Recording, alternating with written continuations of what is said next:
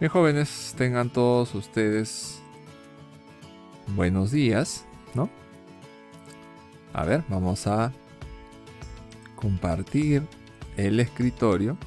Ah, ok. Sí, pues no va a ser que empiece a grabar. Mejor dicho, sin que ustedes puedan ver las sesiones, ¿no? Bien, chicos, entonces siendo el día de hoy, miércoles 24 de febrero, vamos a dar inicio a nuestra primera sesión, clase número 1 del curso del IT Essentials, ¿no?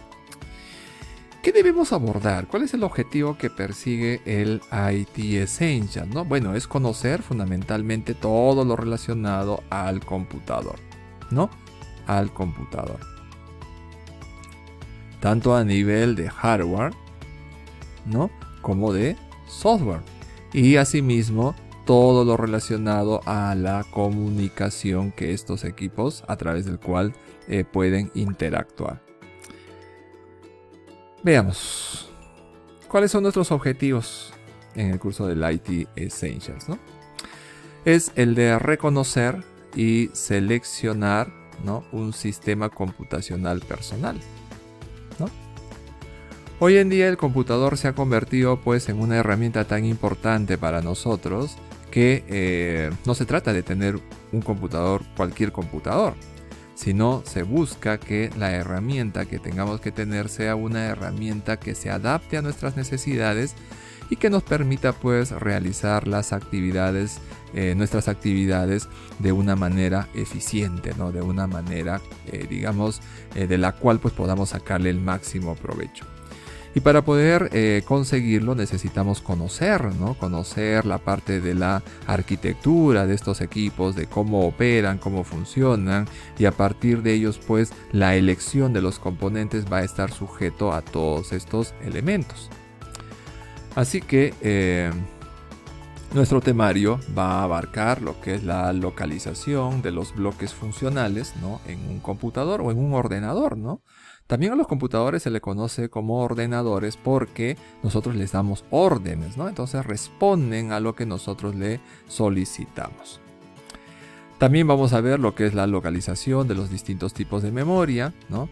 Las tarjetas controladoras y específicas, el control de la temperatura en un sistema informático, y vamos a terminar pues con el chipset de la placa base, que viene a ser el chipset, y los dispositivos integrados en la placa.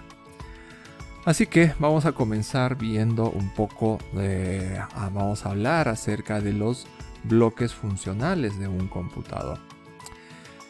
Cuando hablamos de los bloques funcionales nos estamos refiriendo pues a aquellas partes en sí, ¿no es cierto?, sobre los cuales estos equipos procesan la información, ¿no? Entonces sabemos, ¿no?, que todo equipo informático tiene pues una unidad de entrada. Esta unidad de entrada podemos identificarlo pues a través de los dispositivos o de los periféricos, ¿no?, de los periféricos de entrada, o lo que se conoce también como los periféricos inputs, ¿no? Sí, de entrada. ¿Qué podemos decir acerca de estos dispositivos? A nivel de la unidad de entrada son todos aquellos dispositivos que permiten, ¿no es cierto?, que la información pueda llegar a ella, ¿no? Es decir, cómo la computadora recibe la información, ¿no? Es decir, cómo se ingresa la información a una computadora. Y para ello, ¿no?, a nivel de los bloques funcionales tenemos a la unidad de entrada. ¿Y cuáles son esos periféricos que nos permiten, digamos, ingresar la información? Tenemos pues al teclado, tenemos al mouse. ¿Qué otros más dispositivos tenemos, chicos, como dispositivos de entrada? A ver, si pueden mencionarlo.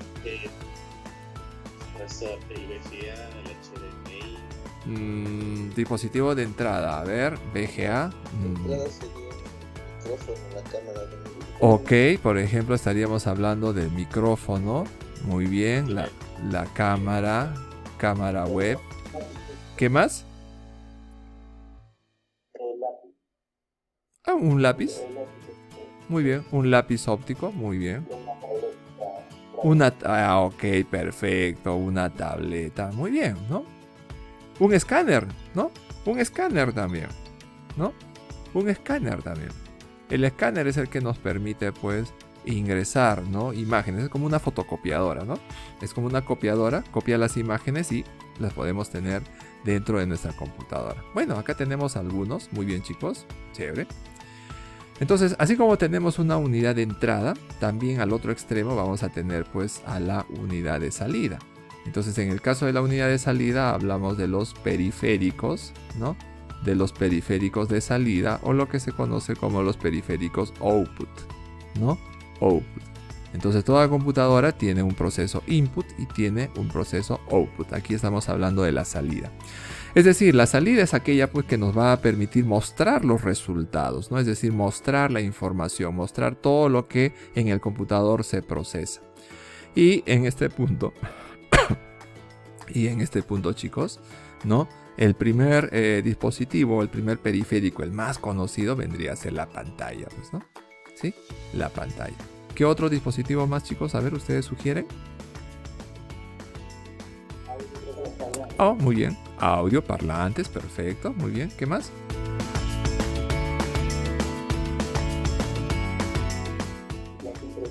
Ok. Impresoras, perfecto. ¿Qué más? Impresoras. ¿Qué más?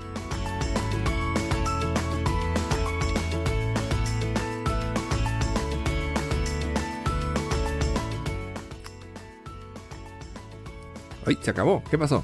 ¿No hay más? Proyector. Ok, proyector, perfecto, proyector. ¿Qué más?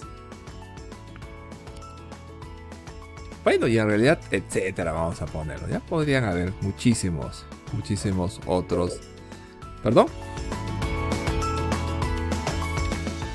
Podrían haber muchísimo más. ¿Ya? Entonces, esos son los bloques funcionales a través de los cuales los equipos de cómputo reciben información y también proyectan información o muestran o nos dan la posibilidad de obtenerlo de manera física, ¿no? Como el caso de la impresora.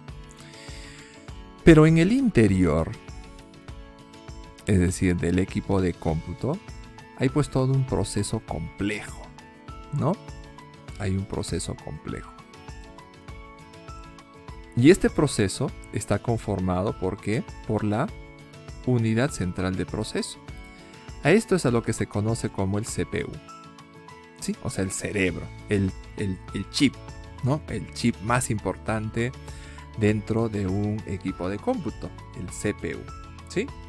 Este CPU está dividido de dos partes, pues, ¿no? Está dividido por la unidad aritmética y lógica, y el otro pues por la unidad de control. Cuando nos referimos a la unidad aritmética lógica, nos estamos refiriendo a aquella unidad que es capaz pues de llevar a cabo todos esos procesos de cálculos, ¿no? Por ejemplo, una suma, una resta, ¿no? Eso, ¿quién se encarga de hacer? Por ejemplo, esta unidad dentro del CPU. Y la otra unidad, que es la de control, justamente se encarga de vigilar el flujo de los datos, cuáles son los datos que la unidad aritmética lógica va a operar. Entonces de eso se encarga. Esos dos elementos, ¿no es cierto?, están conformados pues por el CPU. Ahora, al otro extremo vamos a tener, en la parte de abajo, vamos a tener la unidad de memoria, ¿no? Es decir, nosotros, por ejemplo, en este momento, las personas, una persona, tenemos memoria. ¿De qué nos sirve la memoria? La memoria nos sirve pues como un espacio en el cual podemos pues albergar información. Pero recuerden que nuestra memoria muchas veces podemos recordar lo que hemos visto, lo que hayamos estudiado, lo que hayamos leído hace un día, hace una semana, hace 15 días, hace un mes, pero ya es más difícil, por ejemplo, recordar hace 5 años, hace 10 años, hace 20 años, ¿no? Por ejemplo, ustedes a sus 19, 20 años, 18 años, ¿ustedes podrán recordar lo que hacían cuando tenían 3 años? ¿No? No, es muy difícil. Entonces tenemos que recurrir a ¿qué? Por ejemplo, a fotografías, ¿no? Entonces, oye, ¿cómo era yo de pequeño, no? Entonces ahí el papá, la tía, ¿no? Agarra y te dice, mira, acá está tu fotografía. Te muestra una fotografía. Entonces en esa fotografía dices, no, oye, mira, pucha, que la verdad que no me recordaba que era así, ¿no? Entonces esa fotografía vendría a ser aquí pues como la unidad de almacenamiento secundario. ¿no? Entonces todo sistema computacional tiene dos unidades, ¿no? Una que es la memoria, que es la que le va a permitir trabajar en el momento, ¿no? Y otra que es una unidad de almacenamiento secundario donde se van a guardar los datos y esos datos pues pueden perdurar, ¿no? En el tiempo, ¿sí? Ahora, si hay un CPU, si hay una unidad de memoria, si hay una unidad de almacenamiento secundario, si hay unas unidades de entrada por donde ingresan los datos y hay una unidad de salida donde se muestran los datos, pues tiene que haber un medio de cómo se comunican estos. Entonces ese medio de comunicación, ¿no es cierto?, viene a ser ¿qué cosa? El bus de sistema, ¿no? Es toda una especie pues de carreteras, si queremos plasmarlo, graficarlo de una forma, ¿no? Un conjunto de carreteras, de conexiones que van a permitir pues que la información que provenga de la unidad de entrada pueda llegar a la unidad de proceso, se pueda procesar y para ello, ¿no es cierto?, se puede almacenar en la memoria, ¿no? Y si es necesario, después se puede almacenar en la unidad de memoria de almacenamiento y que también se pueda proyectar. Entonces para ello necesitamos pues todo un sistema de conexión que permita que los datos puedan viajar de un punto hacia otro punto. Ya hemos visto en los cursos que vimos horas antes, hemos visto que por ejemplo estos computadores operan con el sistema binario. Entonces si operan con el sistema binario quiere decir que toda la información que está acá es binario, es puro unos y ceros. Pero indistintamente de que sean binarios, se necesita que esa información se almacene en una memoria, se almacene en un medio secundario, que a través de los buses puedan viajar de un punto hacia otro punto, por ejemplo ser dirigidos a la CPU, llegar a la unidad de control y que esta unidad diga qué se va a hacer con esa información. Por ejemplo, si tiene que hacer alguna acción de un proceso aritmético, de eso se encargará pues esa unidad y devolverá nuevamente y hay toda una interacción que al final nosotros lo evidenciamos pues a través de esta unidad de salida. Es como el ser humano, ¿no? El ser humano, por ejemplo, tenemos al corazón, que es un órgano que se encarga de bombear la sangre, ¿no? Y hay un sistema de venas, arterias, ¿no es cierto?, que es pues la que se encarga de llevar esa sangre a todo el cuerpo de la persona, ¿no? Entonces, ¿qué pasaría si es que, por ejemplo, por algún problema, por una embolia, ¿no? Por ejemplo, un obstáculo de una arteria, ¿no es cierto?, la sangre no podría llegar. Entonces sencillamente podríamos tener una muerte cerebral o podríamos tener en alguno de las extremidades, al no tener pues la irrigación de la sangre, podría empezar a colapsar y vamos a tener la necesidad de que se nos ampute, ¿no? Sí, que se ampute esa extremidad. Entonces todo funciona como si fuese una máquina. Bueno, en este caso el computador no puede ser la excepción, ¿sí? No es la excepción. Otra localización de los bloques también lo podemos hacer de esta manera, lo podemos ver de esta forma, ¿no? Vean ustedes que acá tenemos a las unidades de entrada y salida. Aquí estarían todos esos dispositivos que permiten pues ya sea ingresar datos como sacar datos. Entonces a eso se le conoce como los periféricos, ¿no? Y estos se comunican pues con nuestra computadora y en el computador encontramos a las unidades de control, al CPU o acá no es que sea UCP, es lo mismo, CPU, solamente que acá dice unidad central de procesamiento traducido, pero en inglés sabemos que es CPU, Central Processing Unit, ¿no? En español es unidad central de procesamiento. Aquí lo vemos un poquito más detallado, más técnico. Tenemos la unidad aritmética y tenemos lo que se conoce como los registros. Las operaciones que efectúa la unidad aritmética lo hace a través de estos registros. ¿Qué es un registro? Es un espacio. Es un espacio donde se almacena información y a través de ellos pues se pueden realizar las operaciones, ¿sí? La unidad de control ya lo hemos mencionado, es esa unidad que se encarga de controlar, de saber, de indicarle al procesador qué es lo que tiene que hacer para que no sea todo un desorden, ¿no? Porque imagínate, si no, no habría una razón, ¿no? Y tenemos a la memoria principal del cual pues se abastece la CPU para poder pues almacenar la información y que ésta posteriormente pueda pasar a un medio secundario, ¿no? A un almacenamiento secundario. Entonces vean que aquí también en este diagrama es muy similar a lo que hemos detallado en la primera diapositiva, ¿sí? Esa es la forma como los podemos identificar a estos bloques, ¿no? Con los cuales opera, con los cuales trabaja la computadora. Ahora vamos a ver acerca de las memorias. Vamos a hablar acerca de las memorias. Sabemos que la memoria está ahí, ¿no? Entonces veamos un poquito acerca de las memorias. ¿Para qué nos sirve a nosotros la memoria? Para recordar. ¿Sí? Para recordar. Imagínense que si no tuviéramos memoria, ¿cómo creen que actuaríamos? ¿Cómo creen que obraríamos? Tendríamos que andar con un papelito, ¿no? Y cualquier cosa que nos digan, ahí apuntaríamos en el papel. Entonces, cuando queramos nosotros recurrir a esa información, tendríamos que ver en el papel y ver pues qué es lo que tenemos apuntado. Y sobre ello, pues, tener acceso a la información. Nuestra memoria nos da esa capacidad de poder recordar. Por ejemplo, lo que hemos hecho en la clase anterior, muchos de ustedes se acordaban, ¿no? ¿Sí? Me dijeron, instructor, usted puso ese ejemplo, ¿no? Puso el ejemplo de su alumno, el DJ, que perdió su información. Ah, ve, mira, yo ya me había olvidado de eso, pero algunos de ustedes se recordaban.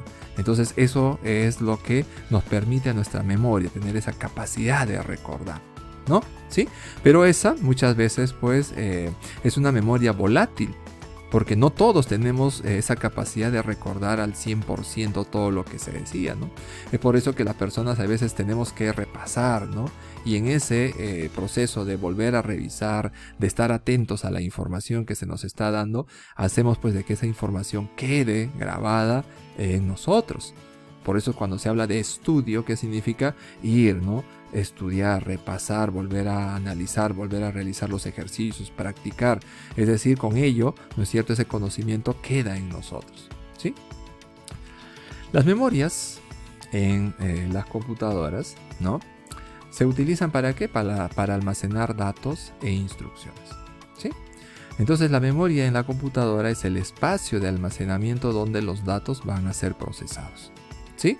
Así como también las instrucciones necesarias para realizar el procesamiento. Ahora, aquí en este concepto podemos definir dos cosas, datos e instrucciones. ¿Vienen a ser lo mismo? Técnicamente en realidad sí, pero actúan de diferente forma. Los datos son los elementos con los que uno trabaja y las instrucciones vienen a ser lo que le dice cómo vamos a manipular estos datos. Es decir, en una instrucción, ¿no es cierto?, se indica qué se deben hacer con estos datos. Los datos en sí representan información, ¿no? Pero las instrucciones dicen, ¿no?, le dicen qué deben hacer, cuál debe ser el comportamiento de estos datos. Y todo ello se almacena pues en estos componentes. Estos son los componentes físicos, hardware, que vienen a ser las memorias. Esta es una memoria RAM, esta de acá, y esta es una memoria ROM, ¿no? Recuerden que la memoria ROM significa Read Only Memory, o lo que vendría a ser memoria de solo lectura, mientras que la RAM vendría a ser Random Access Memory, o lo que vendría a ser memoria de acceso aleatorio, ¿sí? Ahora lo vamos a estudiar, cada uno de ellos, así que veamos, comencemos por el primero, ¿no? La memoria de acceso aleatorio, o lo que se conoce como Random Access Memory, o RAM, ¿no?, se utiliza pues como una memoria de trabajo de las computadoras, ¿no? Pero también pueden ser otros dispositivos, ¿no? Porque recuerden que hoy en día cuando hablamos ya de equipos, no solamente el concepto se basa en las computadoras. Un horno microondas también de hecho que tiene memoria, un Smart TV tiene memoria. Se han dado cuenta que hoy en día los Smart TV vienen con una memoria que les permite, por ejemplo, instalar aplicaciones. Entonces, mientras más memoria tenga, más aplicaciones podremos instalar. Entonces, estas memorias son memorias de trabajo y estas memorias tienen una peculiaridad, que son volátiles. ¿Qué significa que son volátiles? Significa que mientras haya corriente, ¿no?, o mientras tengan electricidad, estas memorias van a estar operativas y van a almacenar todo lo que tú le hayas indicado. Pero en cuanto se corte la corriente, es decir, se apaga la computadora, ¿no?, ya sea por un corte de fluido eléctrico, tú lo hayas apagado, automáticamente toda la información que está acá se borra. Entonces la siguiente vez que se enciende, no vas a encontrar acá tus datos, ¿no? Es por eso que la información, ¿no?, si tú quieres guardar un documento que has hecho en Word, o un libro que has hecho en Excel, o un programa que has hecho en Dev C++, ¿no?, no lo vas a guardar acá. Quizás lo estés guardando temporalmente mientras lo estés realizando, ¿no? Pero cuando Cuando, si digamos, si es que necesitas guardar la información, entonces ahí ya es diferente, ¿no? Ahí es diferente, ya no podrías hacer eso, ¿no? Ya no se puede hacer, ya no se puede llevar a cabo esa situación, ¿no? Entonces por eso es que cuando queremos guardar estos archivos, ¿dónde tenemos que guardarlo? En un medio secundario, ¿no? En un medio de almacenamiento secundario. Entonces un medio de almacenamiento secundario sí nos va a permitir que esa información se guarde por bastante tiempo, ¿no? ¿Sí? Hasta que nosotros decidamos de repente quizás ya no tenerlo, ¿no? Entonces no se olviden, estas memorias son volátiles, ¿ya? Ahora, los equipos de cómputo, ¿no? Los equipos de cómputo, ¿sí? Los equipos de cómputo, chicos, vienen con una cantidad de memoria RAM, ¿ya? Entonces, hay todo un tema pues con respecto a esto, ¿no? ¿Cuál es lo recomendable para una computadora? Bueno, va a depender. Obviamente a lo largo del tiempo las capacidades de las memorias han ido incrementándose y con ello también pues las velocidades, ¿no? Entonces las velocidades que teníamos de las memorias RAM hace 20 años atrás es nada comparado a lo que hoy en día se tiene, ¿no? Entonces, por ejemplo, hoy en día hablamos de equipos que vienen con 4 GB de memoria, con 8 GB de memoria, con 16 GB de memoria, con 32 GB de memoria, con 64 GB de memoria, ¿sí? Tener una computadora con 4 GB de memoria es tener, digamos, lo básico, ¿sí? Es lo básico, básico. Lo normal sería tener pues con 8, o sea, esto sería lo normal. Y lo ideal sería tener pues con 16. Ni qué decir con 32 y 64, pues esto es súper ideal, ¿no? Es exitoso tener esta cantidad de memorias, ¿no? Pero, bueno, pues habría que ver, porque eso también está relacionado al costo, ¿no? Más o menos, pues imagínate, si un banco de memoria de 8 hoy en día te cuesta algo de 220 o 250 soles. Imagínate, no vamos a suponer que sea 250, ¿ya? 250 uno de 8, entonces de 16 vas a necesitar 500 soles, de 32 vas a necesitar 1000 soles y de 64 vas a necesitar 1000, a ver, sería 32, no, vas a necesitar 2000 soles, solamente invertir en memoria. Entonces, por eso es que estas dos opciones fundamentalmente se ven pues para el manejo de servidores, ¿no? O salvo que tengas tú en tu computadora y hagas procesamiento digital de video, ¿no? Es decir, si eres una persona que te dedicas a trabajar con video, haciendo composiciones, ediciones de video, haces videos, por ejemplo, de 1 hora, hora y media y necesitas componer, necesitas darle efectos, etiquetarlos y todo ello, ponerle sonido, narración, ¿no? Todo eso. Entonces, para que compongas ese video vas a necesitar una buena cantidad de memoria para que ese proceso de composición no te demore mucho tiempo, te demore poco, ¿no? O de repente, pues si haces animación 3D, ¿no? Por ejemplo, si haces películas en 3 dimensiones, vas a necesitar estas capacidades de memoria. Entonces, todo va a estar en función al trabajo que se realice. Pero recuerden que nosotros vamos a basarnos en esto, en 4, 8 y 16, que es lo que por lo general normalmente encontramos en el mercado. 8 es básico, vamos a tener muchas limitaciones. 4. 8 es normal, no vamos a tener, digamos, un desempeño, una performance adecuada.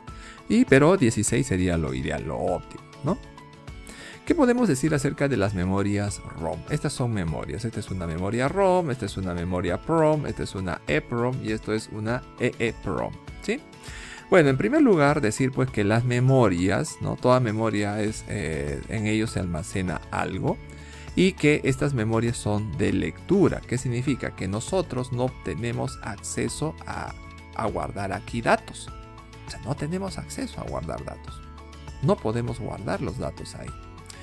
¿Quiénes son los que almacenan o guardan la información? Bueno, quienes almacenan información en este punto son los fabricantes. ¿Ya? Son los fabricantes. O sea, ¿qué quiere decir? Que los fabricantes, ¿no? Son las personas, al momento de fabricar las computadoras, son quienes guardan las instrucciones en estas memorias. ¿Ya? ¿En qué se diferencia la memoria ROM de las PROM, de las EPROM, de las EEPROM? Que las ROM, el fabricante graba y no se puede borrar. Las PROM, las EPROM y las EEPROM son memorias que sí pueden ser borradas y se puede grabar otras instrucciones. Pero obviamente para hacer ese proceso de grabación hay que tener los equipos adecuados, que por lo general son los que lo tienen los fabricantes, ¿ya? Entonces a nivel de usuario, no es pues que tienes tú una de esas memorias y ya vas a pensar en que vas a ponerle cualquier cosa, ¿no? Tendrías que tener el equipo, digamos, adecuado para poder llevar a cabo. Pero esa es su diferencia, esas son sus características. Así que la memoria ROM es el medio de almacenamiento de programas o datos que permiten el buen funcionamiento de los computadores o dispositivos electrónicos. ¿A través de qué? A través de la lectura de la información sin que ésta pueda ser destruida o reprogramable. ¿Ve? ¿Sí? ¿Sí? Ojo, no se puede reprogramar.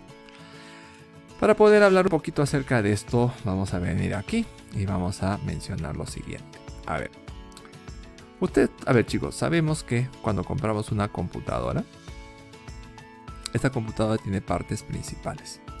Una de ellas es el mainboard. Es el mainboard, o lo que se conoce también como la tarjeta madre. ¿No? La tarjeta madre. ¿Sí? Entonces esa tarjeta madre es una placa en la cual pues están todos los componentes o los circuitos electrónicos, ¿no? A través del cual nosotros podemos colocar los componentes y esta placa pues puede darle operatividad a todo ello, ¿no? Para poder, digamos, ver una imagen acerca de esto, pues vamos a venir acá, ¿no? Y vamos a poner motherboard, ¿no? Motherboard,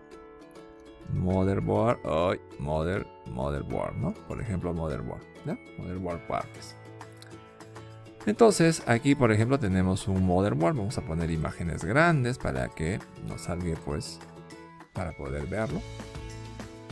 Ok. Y acá tenemos una, ¿ves? Miren. Entonces, esta es una placa, ¿no? Esta es una placa.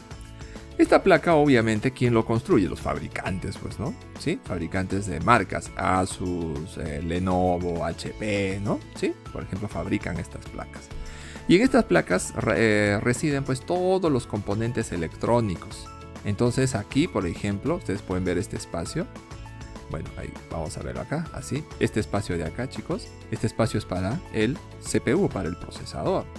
En este otro espacio, vamos a ver dónde están. Por ejemplo, acá, donde está, bueno, están viendo detrás de donde estoy.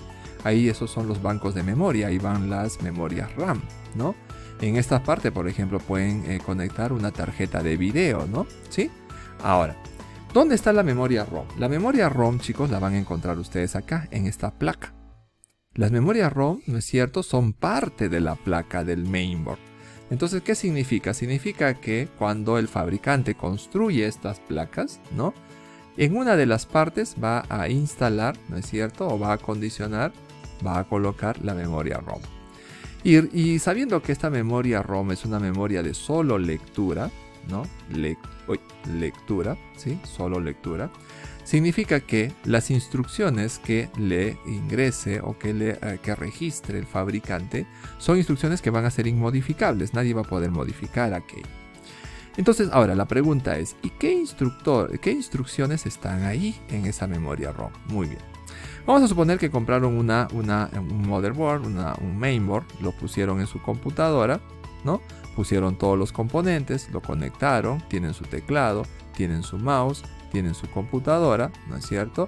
Y tiene el botón de encendido y deciden prender la computadora. Entonces, al prender la computadora, ¿qué es lo que sucede? Empieza la corriente, le da alimentación al mainboard. El mainboard empieza a tener electricidad y empieza a encenderse. Entonces, cuando se enciende el mainboard, ¿qué es lo que va a hacer el mainboard? ¿No? El mainboard se pregunta, ¿ahora qué hago? ¿Qué hago? ¿Qué debo hacer? Entonces, lo que tiene que hacer el mainboard, eso está definido acá en la memoria ROM. Es decir, el fabricante cuando puso las instrucciones, ahí le dice qué es lo que debe hacer. Primero, si encendiste, ahora lo que debes hacer es reconocer qué componentes están conectados a ti. Entonces, ¿qué es lo que hace? Empieza a ejecutar las instrucciones. Entonces, ¿qué es lo que hace? Empieza a detectar. A ver, ¿tengo conexión al mouse? Sí, ok, check, listo. ¿Tengo conexión al teclado? Ok, sí, listo. ¿Tengo conexión con la pantalla? Listo, sí, check. Ok. Entonces, ¿qué es lo que hace? Va detectando, ¿no?, qué componentes están conectados. ¿Qué pasaría si no tiene, por ejemplo, conexión a la pantalla? No sé si ustedes habrán visto. Prenden la computadora y en muchos, por ejemplo, empieza a emitir un sonido. O sencillamente no proyecta nada porque sencillamente no está conectado a la pantalla. O sencillamente se detiene. Entonces, todas esas instrucciones están pues grabadas aquí en la memoria ROM. Entonces ahí es como decirle a la placa, oye, ¿qué cosa vas a hacer? ¿No? Están todas esas indicaciones. Ustedes se imaginarán que por protección esa información no puede ser adulterada. Pues, ¿no? No es que yo puedo acceder acá y le puedo decir, mira, no, yo te voy a cambiar el orden de tus instrucciones. No, no puedo hacer eso. Porque esa memoria, al ser una memoria de solo lectura, uno puede ver lo que hay ahí, la placa puede ejecutar lo que hay ahí, pero nadie puede modificar esa información. Entonces esa es la información que se encarga. Entonces, ¿qué instrucciones están ahí? Todas las instrucciones referentes a cuál va a ser el funcionamiento y la operatividad del equipo, ¿sí? Es por esa razón, ¿no es cierto?, que esa información no puede ser adulterada ni modificada. Ahora, chicos, vamos a hablar acerca de las tarjetas controladoras, pero antes no sé si tienen alguna pregunta con respecto de lo que hemos estado mencionando. ¿Preguntas? ¿Ninguna? Bien, entonces, a ver, acá hay una, vamos a ver. Ok, chicos. Perfecto, muy bien, sigamos. Vamos a ver ahora acerca de las tarjetas controladoras. ¿Qué vienen a hacer en realidad, no? Bueno, vamos a tomar como referencia pues esta ilustración de aquí, donde tenemos un mainboard, ¿no? Un motherboard, ¿no? Este motherboard en sí es una placa, su propio nombre lo dice, una placa que a partir de ella, ¿no es cierto?, nosotros vamos a ir colocando los componentes. Sí, vamos a ir colocando componentes. Componentes como por ejemplo, ¿cuáles? ¿No? ¿Sí? Por ejemplo, acá tenemos un conjunto de componentes, de tarjetas que vamos a ir identificando. Por ejemplo, esta de acá es una tarjeta de sonido. ¿Sí? ¿Para qué sirve una tarjeta de sonido? Pues es una tarjeta a través del cual, ¿no es cierto?, nuestro equipo puede recibir y puede emitir información, pero en audio. ¿Sí?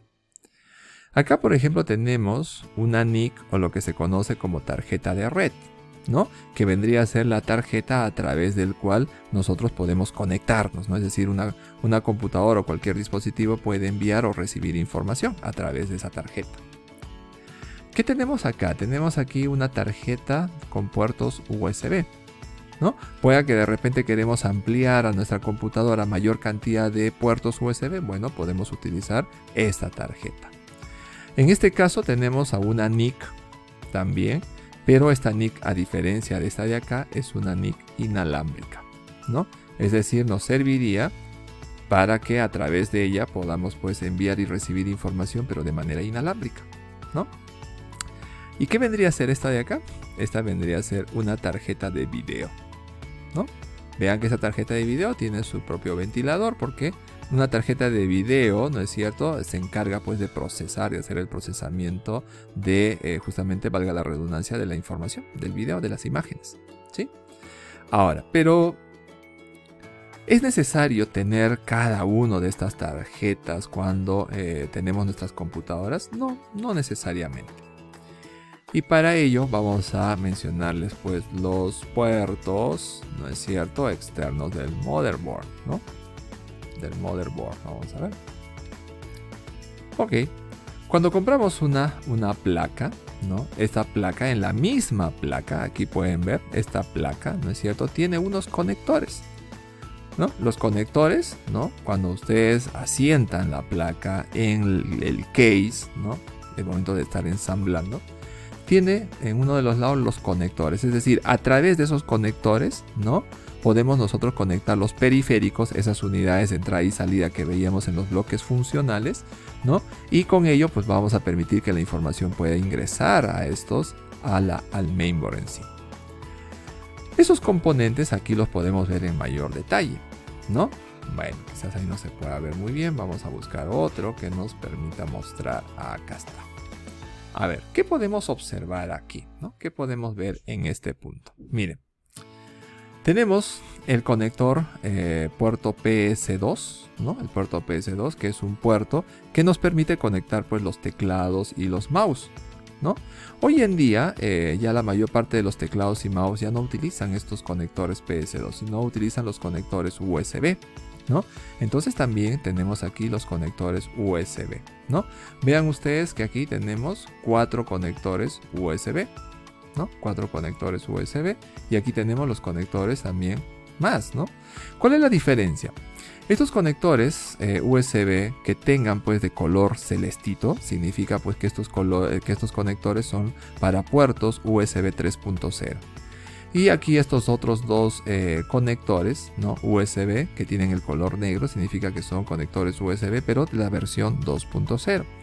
¿Qué diferencia hay entre 2.0 y 3.0? La velocidad de transferencia, ¿no? La de 3.0 obviamente transfiere mayor información, mayor data que lo que hace pues un puerto 2.0, ¿ya? A ver, chicos, un ratito, déjame un segundito, por favor.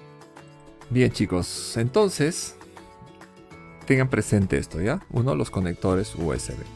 Ahora, aquí estos conectores ya, digamos, vienen integrados, ¿no? A eso se le conoce como integrados. Es decir, aquí no estamos hablando pues de que necesitamos tarjetas como las que vimos hace un momento que deberían ser conectados, ¿no? Porque acá ya vienen con la placa, ya traen consigo estos elementos, ¿no?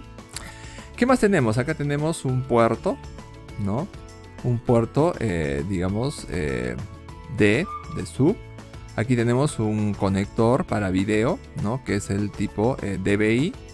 Por acá tenemos un conector óptico de audio. Aquí tenemos los tradicionales HDMI, ¿no? Un HDMI, aquí un DisplayPort. Más adelante vamos a ir estudiando cada uno de ellos, ¿no? Y aquí tenemos, por ejemplo, el RJ45 para la red. Y aquí tenemos los conectores para audio. Ahora, la pregunta viene, ¿no?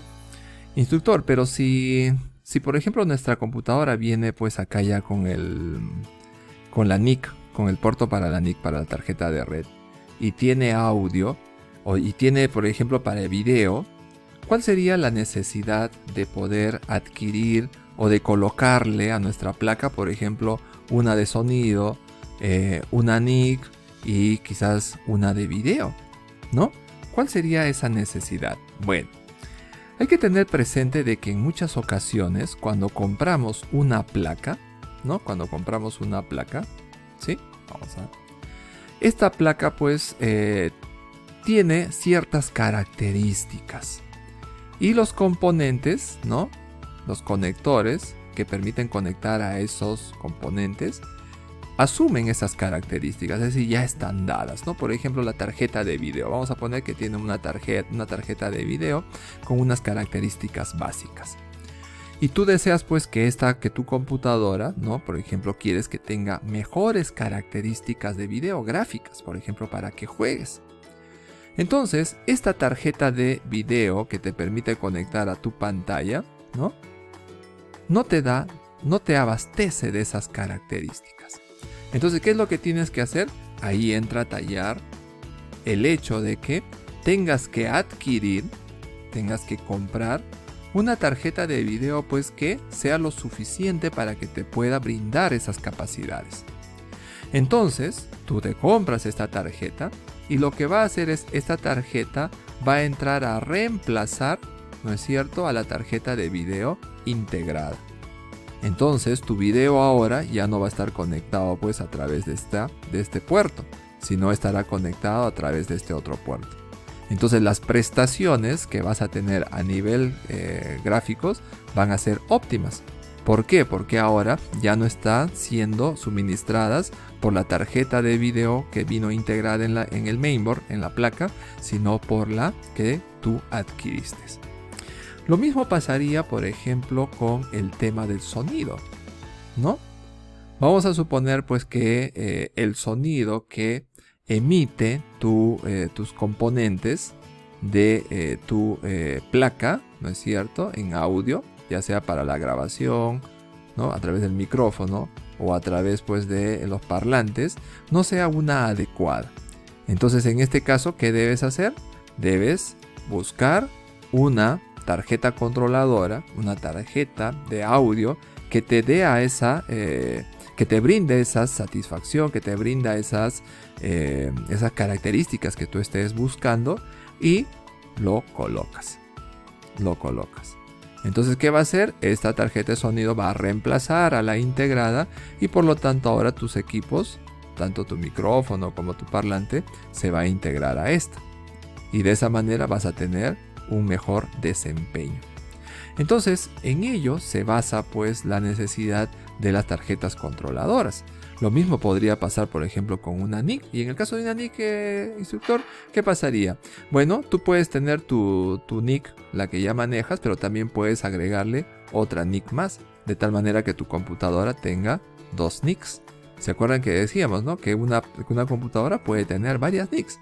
Y de eso va a depender, pues, ¿para qué? ¿Qué es lo que queramos hacer? ¿Qué es lo que queramos conseguir? También puede que tu computadora no tenga pues muchos puertos USB, entonces si tienes la opción de ampliarlo, de ponerlo a través de una tarjeta, pues puedes poner 2, 4, ¿no? O más puertos. En el mercado se encuentran.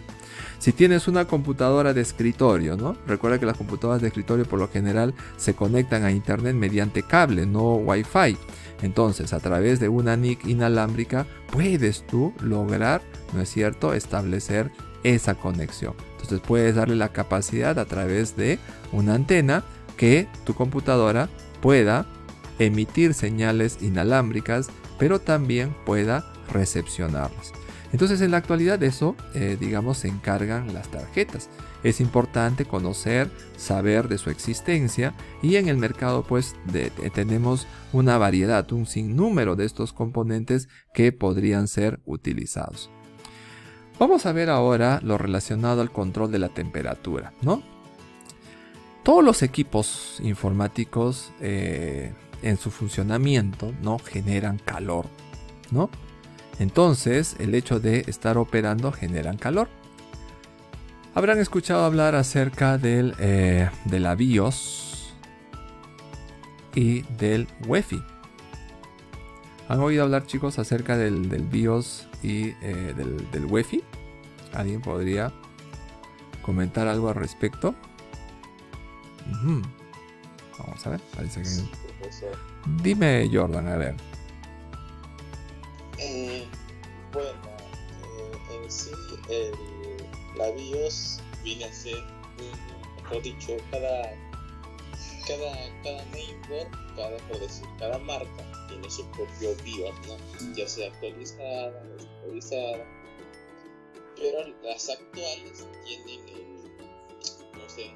el programa UEFI, ¿no? De ahí viene pues a arrancar, ¿no?, este operativo ciertas unidades. Muy bien, Jordan. ¿Alguien más que quisiera opinar, chicos?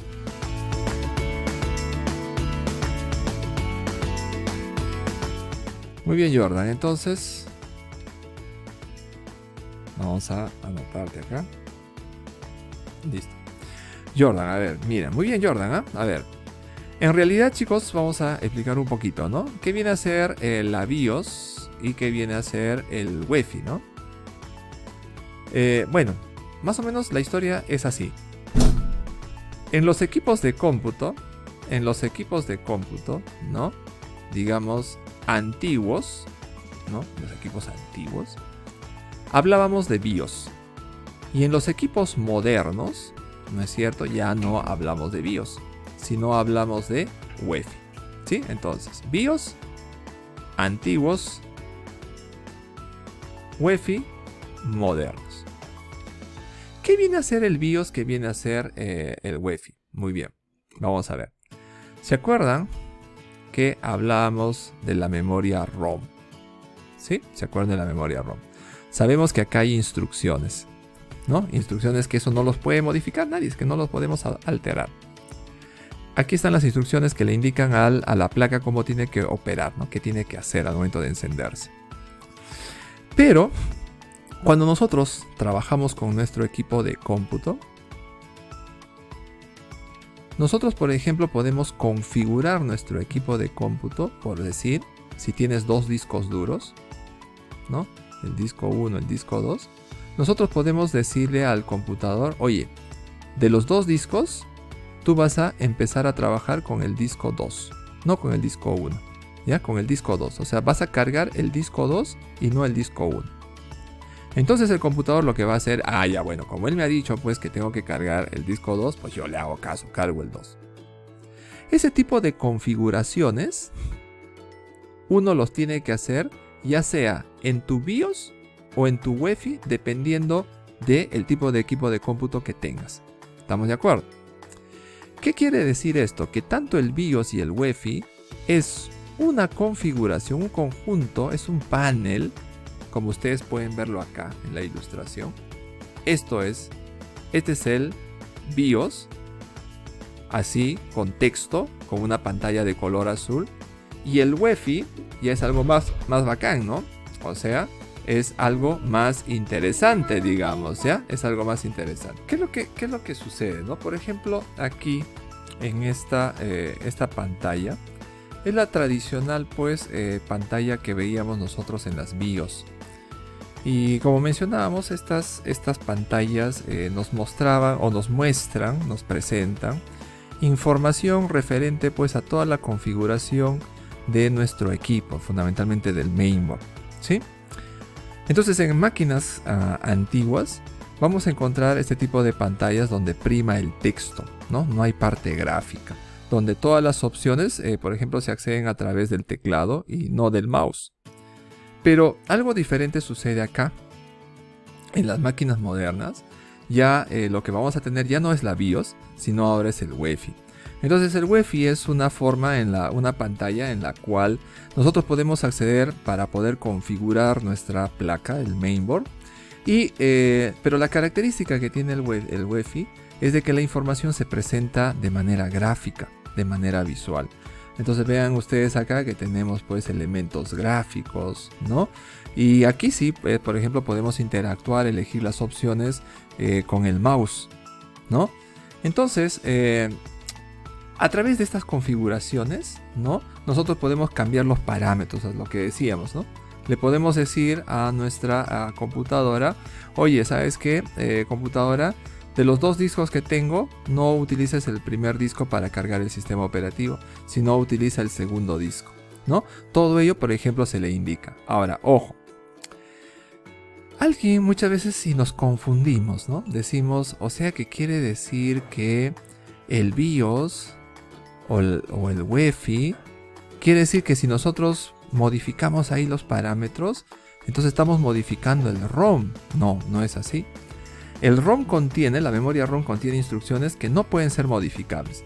Lo que sucede es que estas configuraciones, ¿no? Están pues en otro chip. En otro chip. Y este chip, para que esta información que nosotros leamos, ¿no? No se borre, este chip es suministrado. Es decir, ¿quién le suministra la energía? La pila. Porque recuerden que las máquinas todo el tiempo no están prendidas las 24 horas del día. Entonces, cuando la máquina está apagada, toda la información que nosotros le damos en las configuraciones, ya sea en el BIOS o sea en la UEFI, están en un chip. Pero ese chip, para que mantenga esa información, ¿no?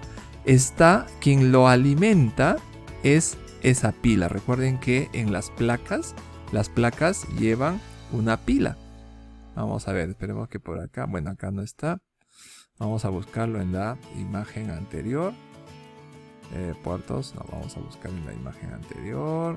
Ay, puertos creo que sale. Es una pila CDM2035, creo que 24, creo que es 2442, creo que es. Ahorita no tengo el valor exacto, pero sí, son esas pilas tipo botón, ¿no? Que las podemos conseguir pues a 5 soles, ¿no? 5 soles, a 6 soles más o menos las encontramos. Entonces esas pilitas son las que alimentan, le dan información a nuestro equipo. Vamos a ver acá. Ya, aquí está la pila, ¿ve? Vamos a esperar que cargue un poquito la imagen. Ahí está, esta es la pila. Aquí está. Lo pueden ver ahí, ¿ven? Vamos a poner acá otra imagen. Vamos a buscar pila del mainboard, ¿eh? Pila del mainboard. CR242 creo que 22442, algo así. 2032, ¿no? Es el 2032 y también hay otro número. Ahorita lo vamos a ver, ¿ya? ¿Ya? El 2032. Aquí está, ¿ven? Estas son las pilitas. 2032. Entonces, estas pilas, ¿no? Van pues en la placa, en el mainboard. Y muchas veces nos preguntamos, ¿no? ¿Y para qué? ¿Cuál es su función de esa pila?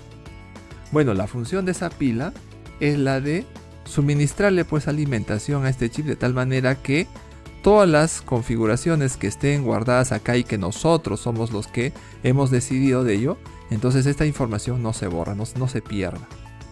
Ahora, ¿qué sucede cuando nuestra computadora está apagada, por ejemplo, 3-4 meses? No las hemos prendido. Esta pila se descarga. Como es natural, tiene que descargarse. Entonces, al descargarse, ¿qué es lo que va a suceder? Ya no alimenta a este chip. Entonces, toda la configuración que nosotros hacemos, lo podemos hacer cuando está prendida la máquina, pero cuando una vez que se apaga, se borra esta configuración y vuelve a la configuración por defecto, a la configuración estándar. Otra forma también de darnos cuenta de esto es con respecto a la hora. A la hora. Una computadora, ¿no es cierto? Por ejemplo, que no tenga conexión a internet, ¿ya? No tiene conexión a internet. Le ponemos la hora. A ver, ahorita son las 12:15. Le ponemos la hora, 12:15. Listo. Empieza a contar 12:16, 12:17, todo eso. Lo apagamos. Lo volvemos a prender y nos da con la sorpresa que aparece 7 de la mañana. Y hay veces el día, o sea, la fecha, aparece, por ejemplo, no sé, 1 de enero del año 1900, por ejemplo. Pucha, tú dices, oye, ¿qué ha pasado? Entonces, ¿qué sucede, no? Justamente, otro de los objetivos de esta pila es mantener la hora, ¿no es cierto?, actualizada. Ahora, instructor, ¿y qué pasa cuando la computadora tiene conexión a internet? Cuando tiene conexión a internet una computadora, lo que hace es se sincroniza con los servidores de horas a nivel internacional y automáticamente captura el horario. Es por eso que tú en un laboratorio, en un conjunto de equipos, cuando tú ves, por ejemplo, que todos están conectados a internet, vas a ver que todos los equipos tienen la misma hora. Entonces, ¿cómo? ¿De dónde está consiguiendo? Es porque se está sincronizando. Es decir, está consiguiendo esa información. ¿Ya? Entonces, para ir terminando con el tema, en estas UEFIs o en estos BIOS también se presenta acerca de la temperatura, ¿no?, que está generando o que está trabajando, pues, por ejemplo, nuestro procesador. Entonces, esto es importante ¿para qué? Para saber, ¿no es cierto?, cómo va pues el tema, ¿no? Y si está sobrecalentando, también para darnos cuenta que hay un exceso de temperatura. En el caso de los UEFI, por ejemplo, nos avisa, ¿no? Cuando hay un calentamiento, nos avisa, ¿sí? Podemos visualizarlo. ¿Qué viene a ser el chipset? Bueno, el chipset, chicos, es un conjunto de chips, ¿no?, pero que se encargan de controlar ciertas partes de esa placa. ¿Se acuerdan, no? Decíamos la placa. Aquí en la placa encontramos varios componentes. Ya, estos componentes tienen que ser controlados. ¿Pero quién los controla? Entonces ahí entran a tallar los chipsets. ¿Ya? Los chipsets. Hay dos chipsets. Hay un chipset que se llama el puente norte. El chipset del puente norte, o lo que se conoce como North Bridge, ¿sí? Y hay otro que se conoce como el puente sur, o lo que vendría a ser el South Bridge. Entonces son dos chips que hay en los mainboards. Ahora, ¿cuál es su función? Vamos a ver. Aquí lo podemos ver. En la placa, en nuestro mainboard, al puente norte lo podemos identificar porque tiene esta forma. Es decir, debajo está el chip, ¿no? Pero encima está un disipador. Entonces ese disipador, ¿qué es lo que a qué ayuda? Ayuda a liberar el calor que el chip genera.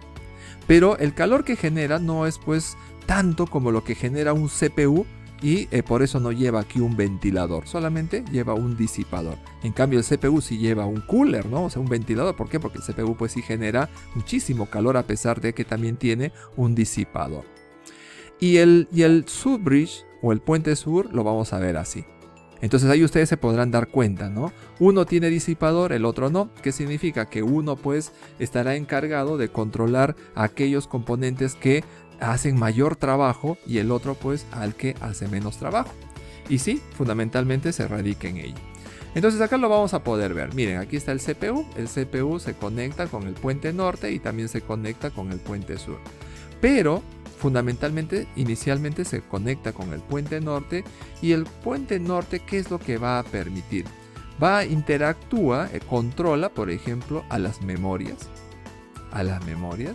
¿A qué más? Por ejemplo, también controla a los bus de datos. ¿Se acuerdan que el bus de datos, qué cosa viene a ser? Aquel que permite pues enviar la información de un punto hacia otro punto. Entonces los controla a ellos. ¿Qué más? También, por ejemplo, con las tarjetas gráficas. El puente norte se encarga de controlar a las tarjetas gráficas, ¿ya? Entonces por eso es que el puente norte asume esa carga principal de todos los elementos que encontramos en un mainboard.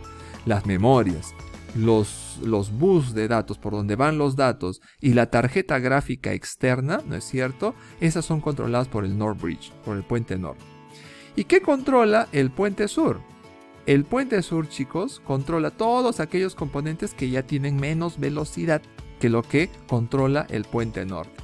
Por ejemplo, la tarjeta gráfica puede controlar, sí, pero la integrada, no la externa, no esa que compramos para poder ver los juegos con mejor calidad y todo eso, no, ella no, la integrada es más limitada, tiene menor funcionalidad. Por eso justamente habíamos comenzado esta explicación diciendo, ¿no?, que si tú quieres tener pues una mejor calidad de video a nivel de juegos, entonces necesitas una tarjeta externa, y esa no te lo va a dar la tarjeta interna. Pero la tarjeta interna es controlada por el puente sur. ¿Qué más? Por ejemplo, los discos duros, los USB, por ejemplo, los conectores USB, el conector de red, ¿no?, el conector de audio, ¿no? Es decir, todos esos elementos son conectados por el puente norte. Perdón, por el puente sur, el South Bridge. Y por el puente norte, todos aquellos elementos que requieren pues mayor velocidad, tienen mayor carga de datos. Entonces, eso es lo que viene a ser el chipset, y en ello se basa pues su operatividad, ya netamente hablando de la interfaz. Sí, de la interfaz. No sé si hubiera alguna pregunta, chicos, hasta acá para poder, digamos, absolverla. Sí, a ver, vamos a ver. ¿No logran ver la pantalla? Pero en este momento sí se está compartiendo la pantalla, César. A ver, confírmeme, los demás chicos, si están viendo la pantalla. Sí, se está viendo. Sí, César, lo más probable que esté... Sí, lo más probable... Gracias chicos. Lo más probable es que en este momento estés experimentando tu ancho de banda haya disminuido, y eso está impidiendo que puedas ver. Suele pasar en ese caso, ¿sí? Pero de todas maneras, recuerden que la grabación queda. Yo de un rato ya se los voy a compartir en el grupo. Les voy a decir, ¿no? Ya, chicos, acá está el grupo tal. Y de esa manera van a ir, digamos, accediendo a los repositorios de cada uno de los cursos y accediendo a las clases que hemos desarrollado en esta sesión. No sé si hubiese alguna otra pregunta, jóvenes, ¿no? Acá José nos decía, ¿no? ¿Y qué pasa cuando se descarga las pilas, no? Hay que comprar una y hay que volverlas a poner, así de simple. ¿Cómo sabemos en qué tan estado está la pila? Bueno, midiéndola con un multímetro. Y si no hay multímetro, la clásica, ¿no? Lengua, ¿sí? Sentir ahí es la forma que muchos utilizan, pero lo técnico es utilizar el multímetro, ¿verdad? Pero algunos pues ponen la pila, ¿no?, en la lengua, en la punta de la lengua, y vamos a sentir pues una leve descarga, ¿no? Entonces, dependiendo de qué tan sensibles seamos, va a ser mayor o menor pues esa sensación, ¿no? Bien, chicos, no sé si hubiera alguna pregunta con respecto de lo desarrollado, sino para dar por finalizado la grabación. Y bueno, después de terminado eso, para recordar un poco las actividades que tendrían que hacer y presentarlo pues hasta el final de la clase. Bien, chicos, entonces, si no hay más preguntas, con esto estamos finalizando esta sesión. Ya nos estamos reencontrando en la siguiente sesión del curso del IT Essentials, ¿no? O el IT Essential. Bien chicos, entonces por un momento corto y seguimos coordinando, ¿no? No se vayan a retirar.